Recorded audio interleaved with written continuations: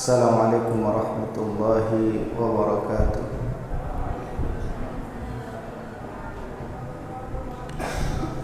Alhamdulillahilladzi bi ni'matihi tatimmu shalihat kama yuhibbu rabbuna wa yarda.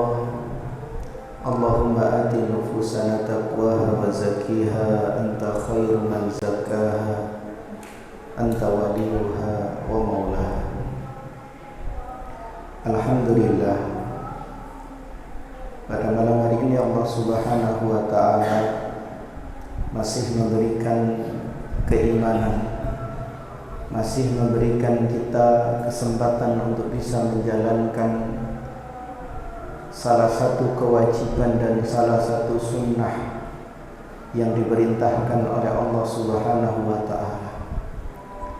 Dan Allah Subhanahu wa ta'ala pula masih memberikan kita kesempatan untuk bertemu dengan bulan yang penuh berkah.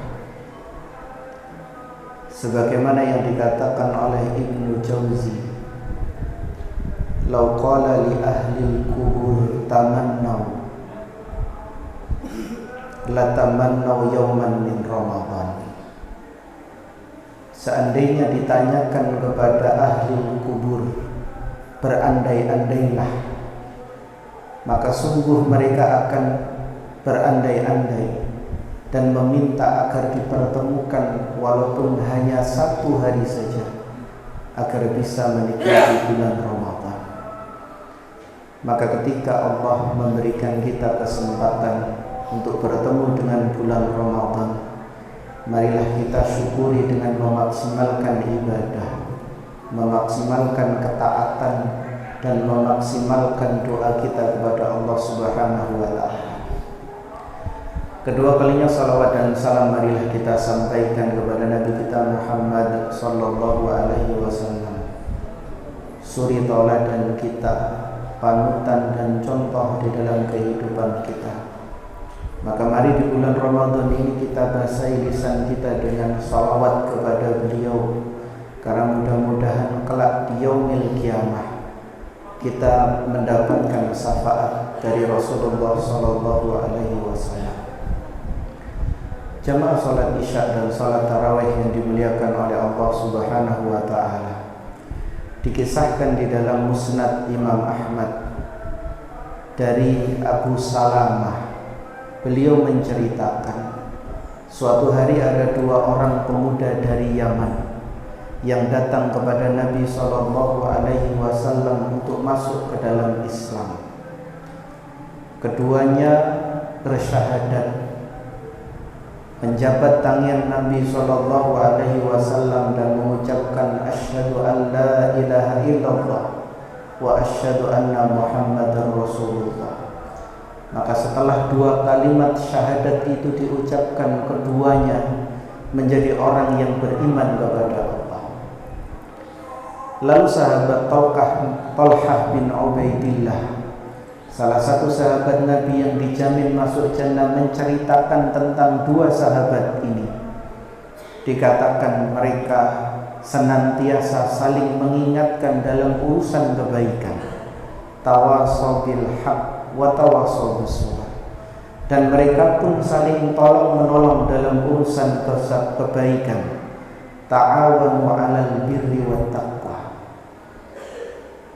Maka kemudian suatu hari ketika seruan jihad dikumandangkan oleh Nabi sallallahu alaihi wasallam, dua sahabat ini pun ikut serta di dalam peperangan. Lalu salah satu di antara keduanya mati syahid bersama jihad Nabi sallallahu alaihi wasallam.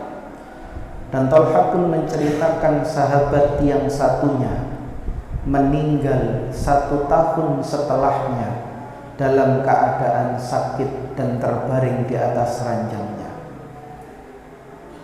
Kemudian suatu ketika di dalam tidurnya Talha bermimpi Allah Subhanahu wa ta'ala meletakkan beliau di dalam jannah. Dan di jannah Talha mendapati dua orang sahabat ini berada di dalamnya.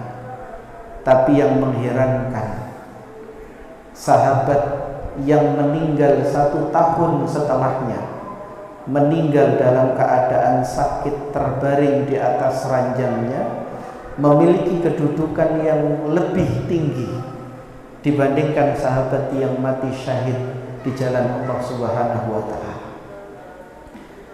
Ketika terjaga, Thalhah pun bertanya-tanya kepada para sahabat yang lainnya, bagaimana bisa seorang yang meninggal dalam keadaan sakit di atas ranjangnya memiliki derajat yang lebih tinggi dibandingkan orang yang mati syahid? Pertanyaan itu pun tidak bisa dijawab oleh para sahabat. Kemudian pertanyaan itu terdengar oleh Nabi SAW. Lalu Rasulullah memanggil Thalhah, "Wahai Thalhah, kemarilah. Apa yang kau herankan?" Kemudian Thalhah menjawab, "Wahai Rasulullah, bagaimana mungkin orang yang meninggal dalam keadaan syahid, meninggal di atas ranjangnya, memiliki kedudukan yang lebih tinggi dibandingkan orang yang mati syahid?" Kemudian Rasulullah mengatakan, "Wahai Thalhah, sahabat yang meninggal 1 tahun setelah orang yang mati syahid, dia masih bisa melakukan ribuan rakaat sholat, menjalankan sholat wajib dan sholat sunnah. Dan yang paling penting, ingatlah, Allah Subhanahu wa ta'ala masih memberikan kesempatan untuk dia bertemu 1 kali lagi dengan bulan Ramadan."